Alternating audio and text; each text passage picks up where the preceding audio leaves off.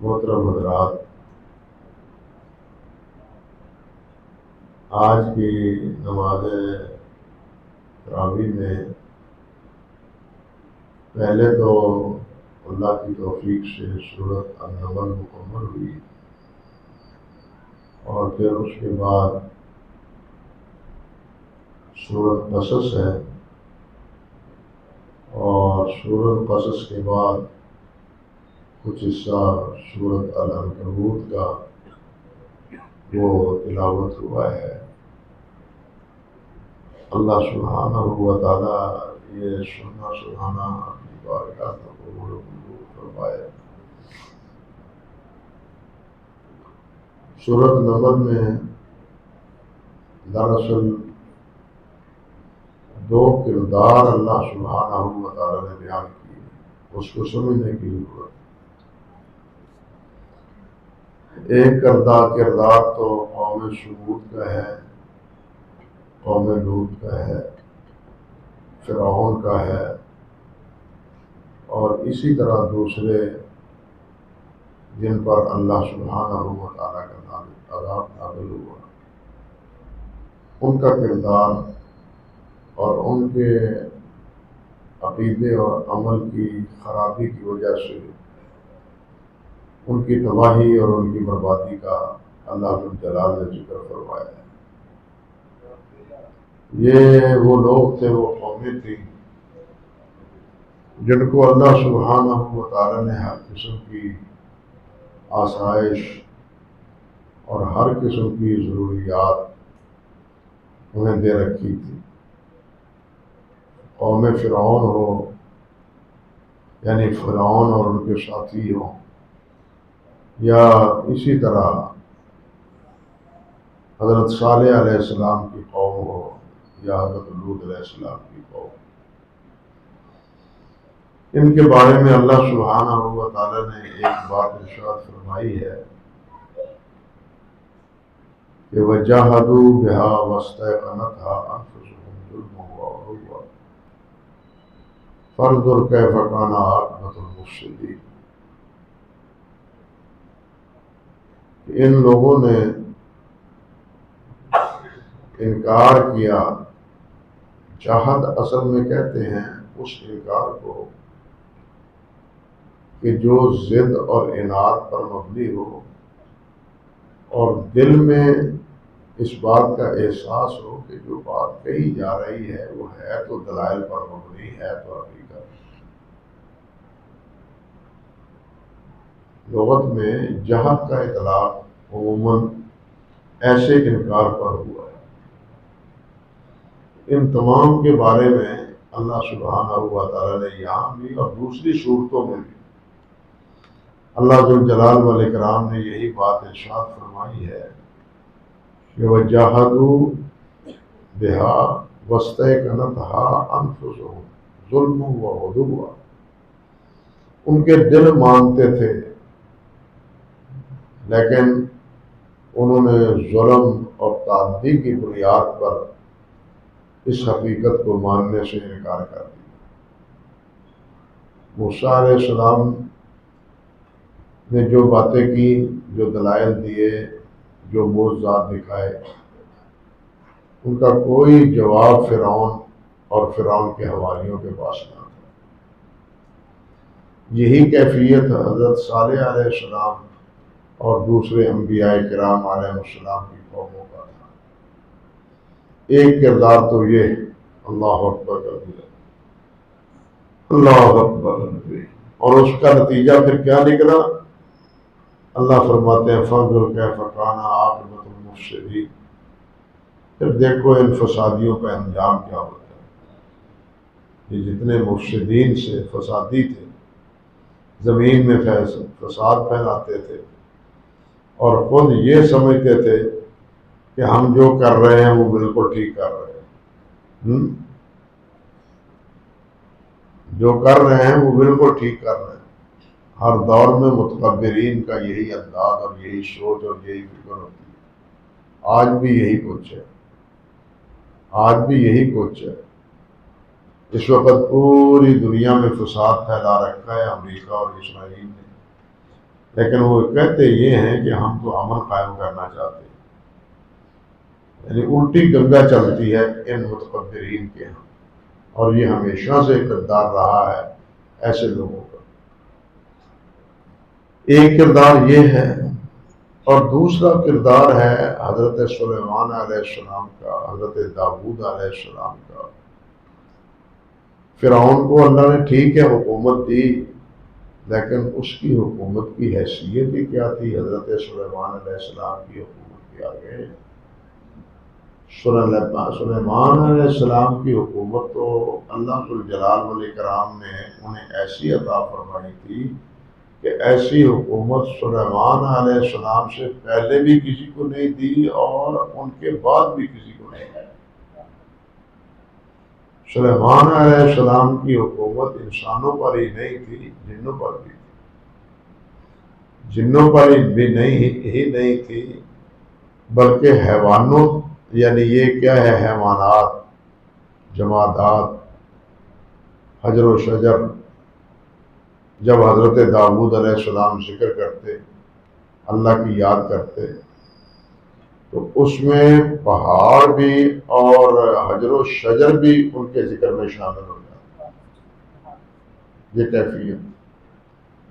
ادھر حضرت سلیمان علیہ السلام کو اتنی بڑی حکومت دی کہ ہوا جو ہے وہ بھی ان کے کنٹرول میں اللہ نے دے دی۔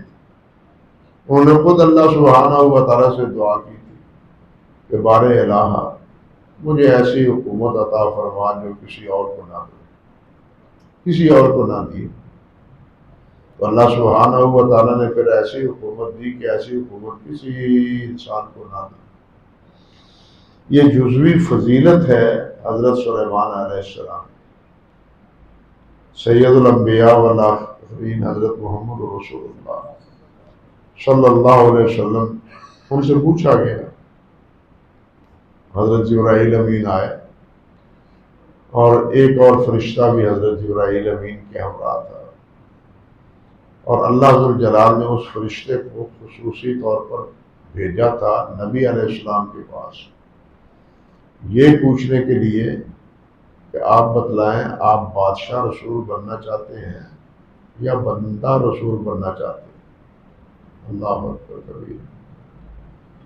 تو نبی مکرم صلی اللہ علیہ وسلم نے سوالیہ نگاہ سے حضرت جبرائیل کی طرف دیکھا جب اس نے یہ بات کہی کہ اللہ نے مجھے اس مقصد کے لیے بھیجا ہے، آپ بتلائیں کہ آپ کیا بننا چاہتے ہیں۔ سلیمان کو بھی ہم نے بادشاہ بنایا تھا، داؤد علیہ السلام کو بھی بادشاہ بنایا تھا، اور بھی بنی اسرائیل میں بادشاہ ہوئے ہیں، کیا آپ کو بادشاہ بنا دیا جائے؟ رسالت کے ساتھ ساتھ بادشاہت بھی دے دی جائے، یا آپ بندہ رسول بننا چاہتے ہیں؟ اللہ اکبر۔ تو سوالیہ نشان سے نا انہوں نے پوچھا، حضرت جبرائیل کی طرف نگاہ دوڑائی، تو حضرت جبرائیل امین نے ایسے ہاتھ سے نیچے اشارہ کیا۔ کیا مقصد تھا؟ کہ بندہ رسول بنے، بادشاہ رسول نہ بنے۔ نبی علیہ السلام نے فرمایا کہ میں تو اللہ کا بندہ اور اللہ کا رسول بننا چاہتا ہوں۔ نبی علیہ السلام نے بادشاہت گوارا نہیں کی، پسند نہیں کی، بندگی پسند کی، اور یہ بندگی پھر ایسا اعزاز آپ کا کو دیا ہے کہ جب تک کوئی انسان آپ کی رسالت کے ساتھ ساتھ آپ کی عبدیت کا اقرار نہ کر لے، وہ اس وقت تک مسلمان اور مومن بن ہی نہیں سکتا۔ اشہد ان لا الہ الا اللہ وحدہ لا شریک لہ واشہد ان محمدا عبدہ ورسولہ۔ اور اسی لیے نبی علیہ الصلوۃ والسلام فرمایا کرتے تھے، آپ فرماتے تھے لا تطرونی کما اطرت النصارى مسیح ابن مریم، مجھے اس طرح نہ بڑھا دو جس طرح کہ حضرت مسیح علیہ السلام کو نصارہ نے بڑھا دیا تھا۔ انما انا عبد عبدہ ورسولہ، میں اللہ سبحانہ و تعالیٰ کا بندہ ہوں اور اس کا رسول ہوں۔ تم مجھے یہی کہو کہ محمد عبد ہیں اور اللہ کے رسول۔ اللہ اکبر۔ عیسائیوں نے عیسیٰ علیہ السلام کو تو اللہ کا بیٹا بنا دیا تھا، اور بیٹا بنا کے بہت سی ایسی باتیں ان کی طرف منسوب کر دیں عقیدے اور عمل کے اعتبار سے، جس کا کوئی ذکر کسی وثیقہ معتبرہ میں موجود نہیں۔ قرآن مجید بھی حضرت عیسیٰ علیہ السلام کی حیثیت کو متعین کرتا ہے۔ سورۃ آل عمران کے دوران میں عرض کر چکا تھا کہ ان کی حیثیت کے بارے میں مناظرہ کرنے کے لیے عیسائی آئے تھے پادری۔ نبی علیہ السلام نے دلائل دیے کہ عیسیٰ علیہ السلام اللہ کے بندے تھے، اللہ کے بندے اور اللہ کے رسول تھے، اللہ کے اطاعت گزار تھے اور فرمانبردار تھے۔ اللہ کی بادشاہت میں عیسیٰ علیہ السلام کا کوئی حصہ نہیں، لیکن وہ نہ مانے تو نبی علیہ السلام نے کہا آؤ پھر مبالغہ کر لو، مبالغہ کر لو۔ لیکن جب بھی آپ نے مبالغے کی دعوت دی تو انہوں نے راہ فرار اختیار کر لی۔ ان کے ایک بڑے نے کہا وہ مارے جاؤ گے، یہ محمد ہے تو سچا صلی اللہ علیہ وسلم، اس سے مبالغہ کیا تو تم مارے جاؤ گے۔ تو مبالغے سے انہوں نے انکار کر دیا۔ اور نبی علیہ السلام کے ارشادات میں یہ بات موجود ہے، آپ فرمایا کرتے تھے اللہ اکبر کبیرہ، انا اجلس کما یجلس العبد، انا آکل کما یاکل العبد۔ میں اس طرح پیتا ہوں، بیٹھتا ہوں جس طرح کے غلام بیٹھتا ہے، بندہ بیٹھتا ہے، اور میں اس طرح کھاتا ہوں جس طرح کے غلام کھاتا ہے۔ غلام کا کھانا اور غلام کا پینا اور غلام کا بیٹھنا، وہ ایک صاحب ثروت اور صاحب مال اور صاحب دولت اور ایک بادشاہ، اس کے درمیان زمین و آسمان کا فرق۔ یہ نبی علیہ السلام کی کیفیت تھی۔ بہرحال یہ تو ضمناً بات آئی۔ حضرت سلیمان علیہ السلام کو اتنی سلطنت اللہ سبحانہ و تعالیٰ نے عطا فرمائی، لیکن اس کے باوجود حضرت سلیمان علیہ السلام بتلایا یہ ہے ہمیں کہ ایک فرعون کا کردار تھا جو دل سے جانتا تھا کہ موسیٰ علیہ السلام سچ ہے، اور ایک کردار قوم سمود کا تھا جو دل سے جانتی تھی کہ صالح علیہ السلام جو کہتے ہیں وہ ٹھیک کہتے ہیں، لیکن ان کا تکبر اور ان کا تمرد وہ انہیں اس حقیقت کو ماننے سے مانے تھا۔ ان کے مقابلے میں اب سمجھایا یہ گیا ہے وہ تمہارے پاس کیا دولت تھی، تمہارے پاس کیا بادشاہت تھی، تمہارے پاس کیا اختیار اور اقتدار تھا۔ اقتدار جس کو میں نے دیا تھا وہ تو تھے حضرت داؤد اور حضرت سلیمان علیہ السلام، اور اتنا اقتدار اور اتنی بادشاہت دینے کے باوجود اللہ سبحانہ و تعالیٰ کے سامنے عرض کرتے تھے رب اوزعنی ان اشکر نعمتک التی انعمت علی وعلی والدی وان اعمل صالحا ترضاه وادخلنی برحمتک فی عبادک الصالحین۔ فرمایا کہ یہ ہے ان کا کردار جن کو ایسی بادشاہت عطا فرمائی میں نے کہ ایسی بادشاہت کسی کو بھی نہیں دی، اور وہ مجھ سے عرض کرتے تھے کہ اے میرے مولا، اے میرے رب، اوزعنی مجھے توفیق عطا فرما، مجھے ہمت دے، توفیق عطا فرما، ان اشکر نعمتک التی انعمت علی، کہ میں تیرے نعمتوں کا شکر ادا کر سکوں جو نعمتیں آپ نے مجھے دے رکھی ہیں، وعلی والدی، اور میرے والدین پر بھی جو نعمتیں دی ہیں یا اللہ ان کا بھی میں شکر ادا کروں، وان اعمل صالحا ترضاہ، اور ایسا عمل نیک کروں جو تجھے پسند ہو، جس پر تو راضی ہو، وَأَدْخِلْنِي بِرَحْمَتِكَ فِي عِبَادِكَ الصَّالِحِينَ، اور مجھے اپنے نیک بندوں میں مولا کریم شامل کر۔ ایک بادشاہ یہ تھی، ایک ان کی بادشاہ تھی تمرد کی، تکبر کی، اور وہ تکبر انہیں لینے ہوا۔ وہ تکبر انہیں سمجھایا ہے کہ تکبر کا انجام خطرناک، وہ صحیح نہیں ہے۔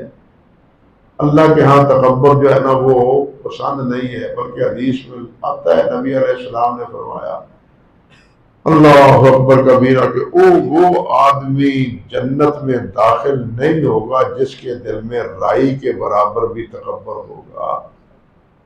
من کان فی قلبہ مثقال ذرۃ من کبر، یہ لفظ ہے کہ ذرہ بھر بھی جس کے دل میں تکبر ہوگا نا وہ جنت میں نہیں جائے گا۔ تکبر اتنی بری بیماری، اتنی بری خو ہے، اللہ تعالیٰ اس سے محفوظ رکھے۔ اللہ اکبر کبیرہ۔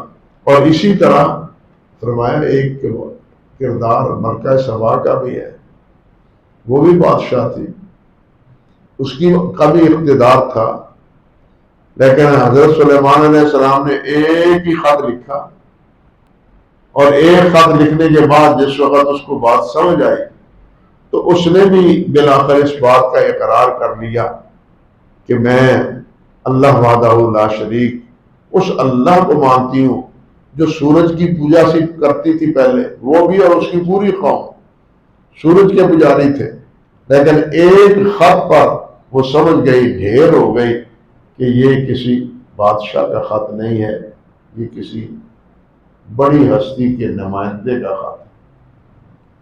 اللہ اکبر کبیرہ۔ اور بلا کر اس نے یہ بات کہی اور اعتراف کیا۔ اب کہنے لگی اشکر ھذا من فضل ربی لیبلونی اشکر ام اکفر، ومن شکر فانما یشکر لنفسہ ومن کفر فان ربی غنی کریم۔ اللہ اکبر کبیرہ۔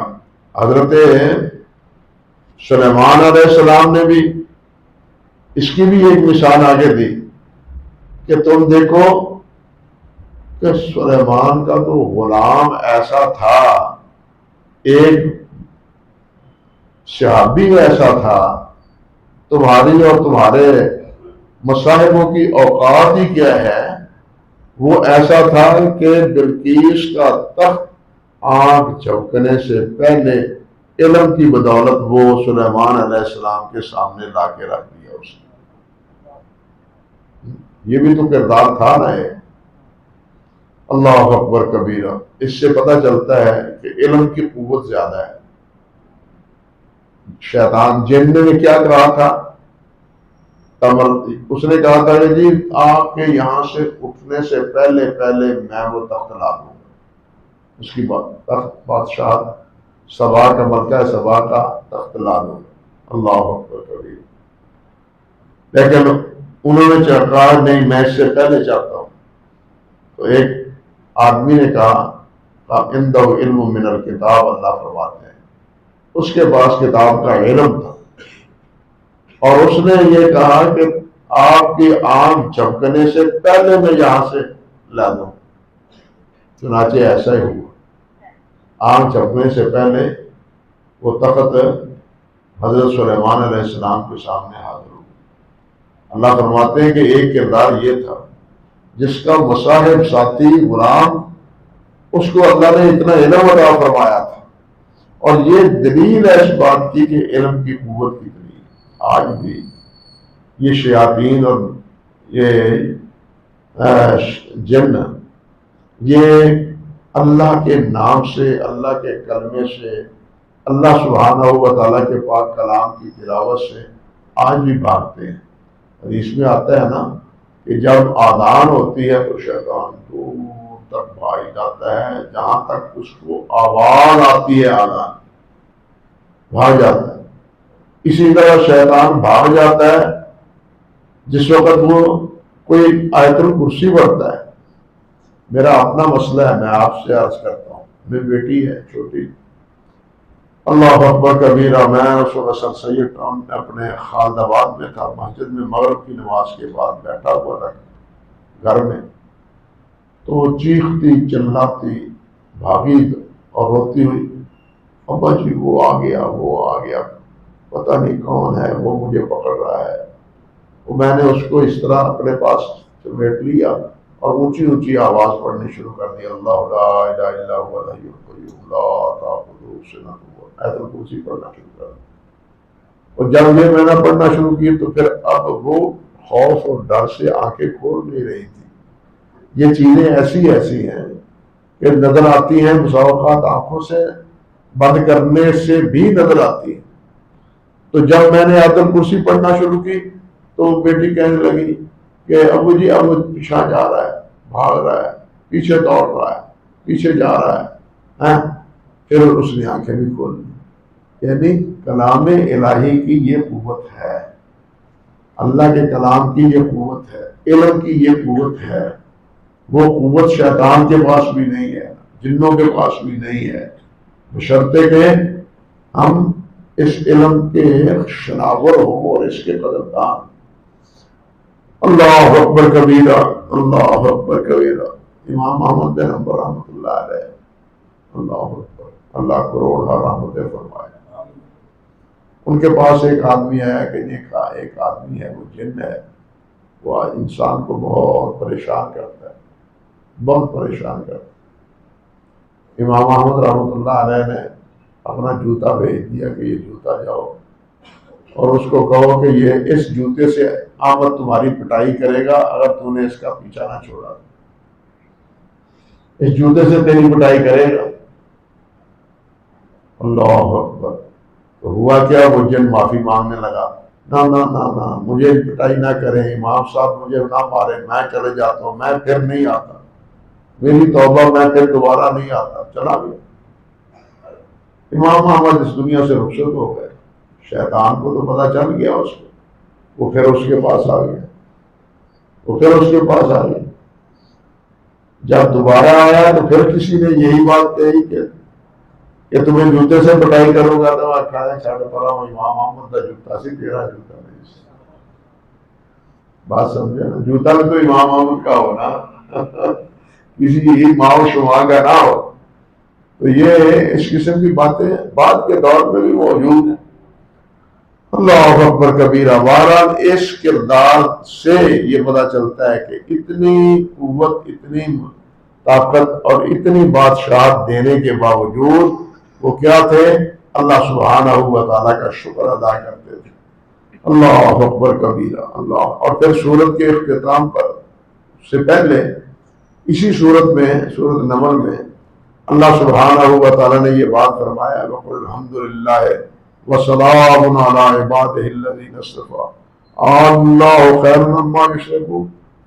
اے میرے نبی محمد صلی اللہ علیہ وسلم یہ فرما دیں کہ سب تعریفیں اللہ کے لیے ہیں اور اللہ کے جو منتخب بندے ہیں ان پر سلام ہو۔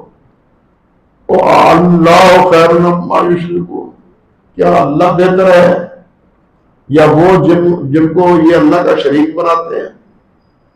اللہ کے مقابلے میں ان کی حیثیت ہی کیا ہے؟ اس کے بعد پورے رکوع میں تقریباً اللہ سبحانہ و تعالیٰ کی عظمت اور اللہ سبحانہ و تعالیٰ کی کبریائی اس کا تذکرہ ہے۔ امن خلق السماوات والارض وانزل لکم من السماء، جس نے آسمان کو پیدا کیا، زمین کو پیدا کیا، بارشیں نازل کی، زمین سے پودے نکالے اور زمین کو آسمان اپنے زمین کو قرار بخشا، اس میں پہاڑ پیدا کیے اور پھر اس میں دریا اللہ تعالیٰ نے چلائے، یا اسی طرح رات اور دن میں ہدایت پانے کے لیے تمہیں اللہ سبحانہ و تعالیٰ نے ستاروں کی سے رہنمائی کی۔ یہ ساری تفصیلیں بیان کرتے ہوئے اللہ ذوالجلال بار بار کر فرماتے ہیں، آپ دیکھیے، اَمَّن یُجِیبُ الْمُضْطَرَّ اِذَا دَعَاهُ وَیَکْشِفُ السُّوءَ وَیَجْعَلُکُمْ خُلَفَاءَ الْأَرْضِ أَإِلَٰهٌ مَّعَ اللَّهِ۔ ہر آیت کے بعد یہ جملہ أَإِلَٰهٌ مَّعَ اللَّهِ، کیا اللہ کے علاوہ کوئی اور الہ ہے؟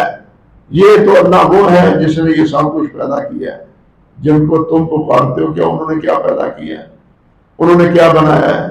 وہ بارش برسا سکتے ہیں، وہ پہاڑ بنا سکتے ہیں، زمین میں ان کا کوئی حصہ ہے، یا زمین میں پیدا ہونے والا جو رزق تمہارے لیے ہے وہ رزق تمہیں پیدا کر کے دینے والا اللہ ہے یا تمہارے لیے معبود ہے؟ یہ اس انداز سے اور اللہ سبحانہ و تعالیٰ نے اپنی کبریائی کا اظہار کیا اور پھر بالآخر میں فرمایا قُلْ ہَاتُوا بُرْہَانَکُمْ إِن کُنتُمْ صَادِقِینَ، دلیل دو نا اگر تم سچے ہو تو۔ یہ تو دلائل ہے اللہ ذو الجلال کی کبریائی کی، اللہ کی وحدانیت کی ہے، اللہ کے لا شریک ہونے کے، یہ دلائل تو یہ ہے۔ لیکن تم دلیل لاؤ اپنے معبودوں کے بارے میں۔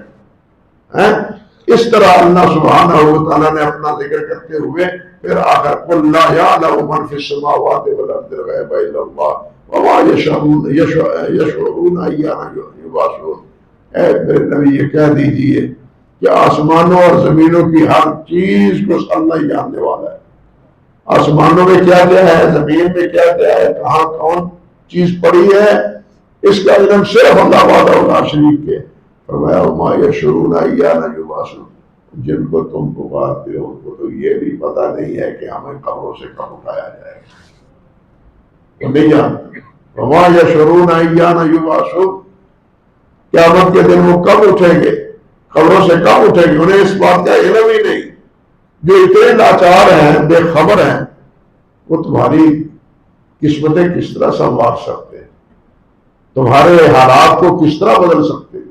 تو اس طرح باقی صورت میں اللہ سبحانہ و تعالیٰ نے اپنی توحید اور اپنی کبریائی کا تذکرہ کیا ہے۔ صورت کے اختتام پر بھی بالکل اسی طرح یہی بات کہی ہے، اللہ اکبر کبیرہ، انما امرت ان اعبد رب هذه البلدة الذي حرمها وله كل شيء وامرت ان اكون من المسلمين۔ مجھے حکم یہی دیا ہے کہ اس رب، اس گھر کے رب، اس گھر کے مالک، اس کی پرستش کرو۔ وَلَهُ كُلُّ شَيْءٍ، ہر چیز کا مالک وہی ہے۔ وَأُمِرْتُ أَنْ أَكُونَ مِنَ الْمُسْلِمِينَ، اور مجھے حکم دیا گیا ہے کہ میں اللہ کا فرما بردار بن جاؤں۔ وَأَنْ أَتْلُوَ الْقُرْآنَ فَمَنِ اهْتَدَىٰ فَإِنَّمَا يَهْتَدِي لِنَفْسِهِ وَمَنْ ضَلَّ فَقُلْ إِنَّمَا أَنَا مِنَ الْمُنذِرِينَ۔ اور یہ بھی حکم دیا ہے کہ میں قرآن پڑھ کے تمہیں سناؤں، اللہ کا کلام پڑھ کے تمہیں سناؤں۔ جو ہدایت پا جائے گا اس قرآن سے تو اس کا اپنا فائدہ ہے، جو ہدایت نہیں پائے گا وَمَنْ ضَلَّ فَقُلْ إِنَّمَا أَنَا مِنَ الْمُنذِرِينَ، جو گمراہ رہے گا آپ کہہ دیں میں تو سمجھانے والا ہوں، ڈرانے والا ہوں، خبردار کرنے والا ہوں۔ وہ میں نے تمہیں خبردار کر دی ہے، میرا کوئی اس میں دوش نہیں ہے، میرے ذمہ یہ نہیں ہے کہ میں تمہیں لازماً کیا کروں، ہدایت کو دے دوں۔ اور ساتھ یہ بھی فرمایا وَقُلِ الْحَمْدُ لِلَّهِ سَيُرِيكُمْ آيَاتِهِ فَتَعْرِفُونَهَا وَمَا رَبُّكَ بِغَافِلٍ عَمَّا تَعْمَلُونَ۔ اللہ اکبر کبیرہ۔ آپ فرما دیں کہ سب تعریفیں اللہ کے لیے، سَيُرِيكُمْ آيَاتِهِ فَتَعْرِفُونَهَا، اب تو تم نہیں، مستقبل میں تم دیکھو گے اللہ ذو الجلال کی قدرت کی نشانی ہے، لیکن اس وقت پھر تم اللہ ذو الجلال کو مانو گے یا نہیں مانو گے۔ اللہ فرماتے ہیں وَمَا رَبُّكَ بِغَافِلٍ عَمَّا تَعْمَلُونَ، جو تم عمل کرتے ہو اللہ تعالیٰ اس سے غافل نہیں ہے، اللہ اس سے بھی باخبر ہے۔ اللہ اکبر۔ حضرت عمر بن عبدالعزیز رحمۃ اللہ علیہ اسی آیت کے تحت بڑی عجیب بات فرمایا کرتے تھے۔ اللہ اکبر۔ فرماتے تھے اللہ نے فرمایا ہے وَمَا رَبُّكَ بِغَافِلٍ عَمَّا تَعْمَلُونَ، جو تم عمل کرتے ہو نا اللہ اس سے غافل نہیں۔ اللہ اکبر کبیرہ۔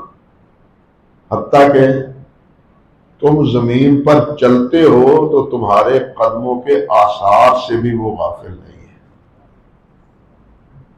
حضرت عمر بن عبدالعزیز فرماتے تھے، اسی آیت کی تفسیر میں حافظ ابن کثیر رحمۃ اللہ علیہ نے ذکر کیا ہے کہ وہ فرماتے تھے کہ تم چلتے ہو نا تو تمہارے قدموں کے جو آثار ہیں، نشانات ہیں، جس کو مٹی مٹا دیتی ہے، ہوا مٹا دیتی ہے، اللہ اس سے بھی غافل نہیں، اس سے بھی باخبر ہے۔ تمہارا پاؤں جو ہے نا وہ زمین کے کس حصے پر پڑا ہے، کہاں پڑا ہے، یہ ہے اللہ سبحانہ و تعالیٰ کا علم، اور یہ اس کے علم کی ہے وسعت۔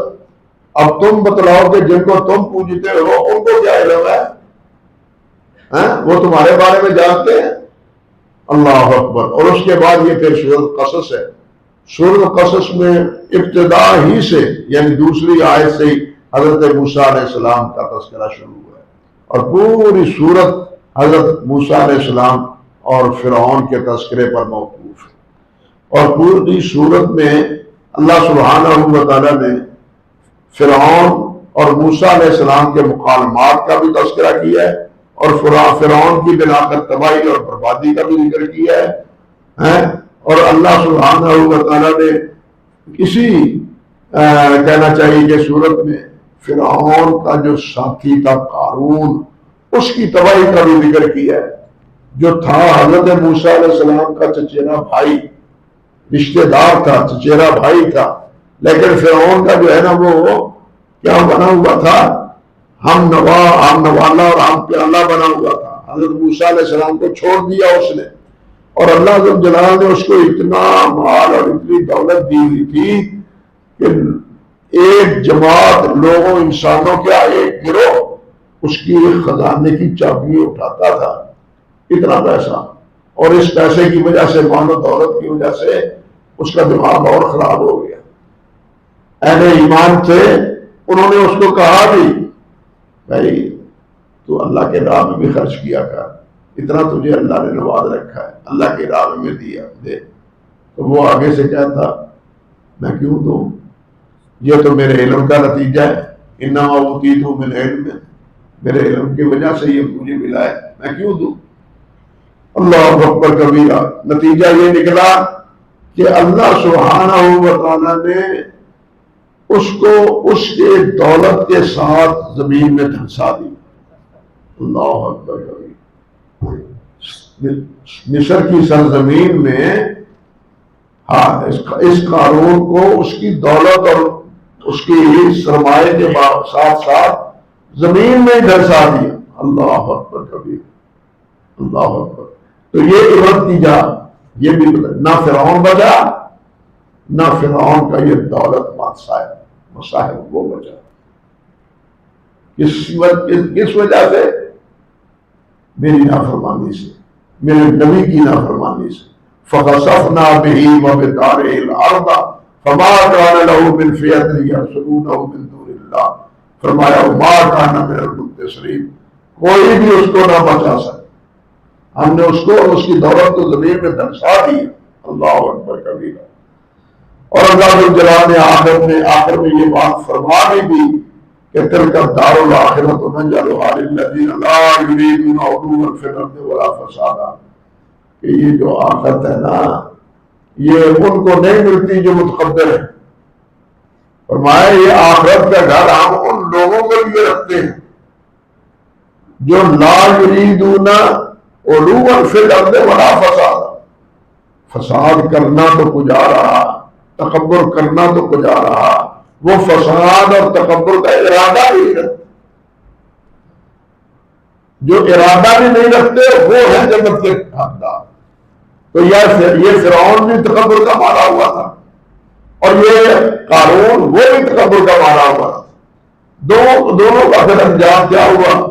اللہ سبحانہ و تعالیٰ نے آنے والے تمام لوگوں کے لیے اس کو عبرت کا نشان بنا دی۔